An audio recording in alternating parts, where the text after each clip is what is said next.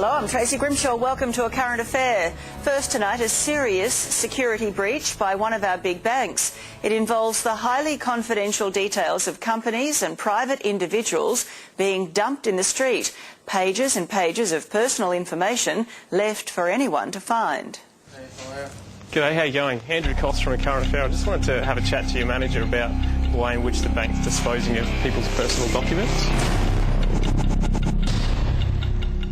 If it was my bank and I came into possession of these documents, I'd be very angry. Customer service, it ain't. One of our country's big four banks tossing away the privileged and private details of its clients, and anyone can get their hands on them. How many more of your customers are going to cop the same thing as this? I can't comment, honestly. More than 60 detailed pages of highly confidential customer information ranging from home loan applications to bank client lists and internal documents were handed to A Current Affair after a shocked ACA viewer found them outside this Commonwealth Bank. It was a customer of the bank who discovered these private documents when he went to put some rubbish in the bins out the back of his local branch. They were sitting there on the top of the pile in plain view. Easy pickings for him, even easier pickings for an identity thief. I mean, is it common practice to do that? Just throw documents away unshredded, not at all. Destroyed? No comment, I'm sorry. As a customer, does that make you worry?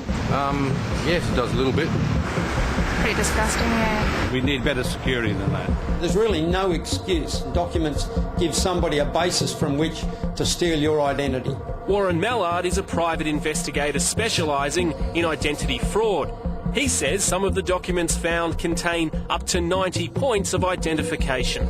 For somebody that is half smart, half savvy, to be able to take this information and impersonate the persons that are mentioned in the documents and even take over their identity would not be too difficult. Of course, with all this information in our hands, it wasn't hard for us to track down some of the customers affected by this major security breach. I'm actually just contacting you because we've stumbled across some documents from the Commonwealth Bank that were dumped in their bin. Carl's home loan application was one of the most damning documents found. It had his bank account details, licence number, employment history, addresses, phone numbers, date of birth, even the type of car he drives.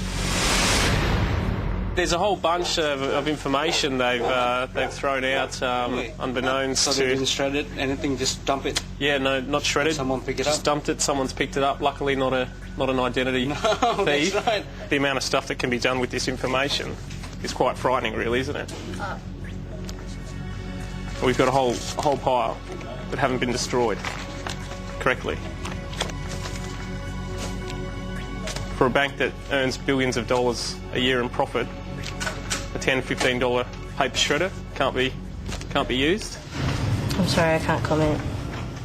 Belinda runs a pet supplies store. When we brought the company's documents to her, she was understandably shocked. Man, that's not good at all, is it? We had her confidential business statements, along with many of the account numbers and financial information of her family members. I think they'd be pretty irate. Something will be done, for sure. Something will be said.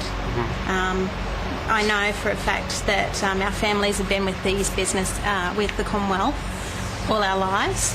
In a statement to A Current Affair, the Commonwealth Bank admitted the mistake was unacceptable, saying stringent guidelines regarding the destruction of confidential information has not been adhered to, and the bank is conducting a thorough investigation into how this occurred. Most of the documents we returned to those concerned. With the remainder, well, we did what the bank should have done in the first place.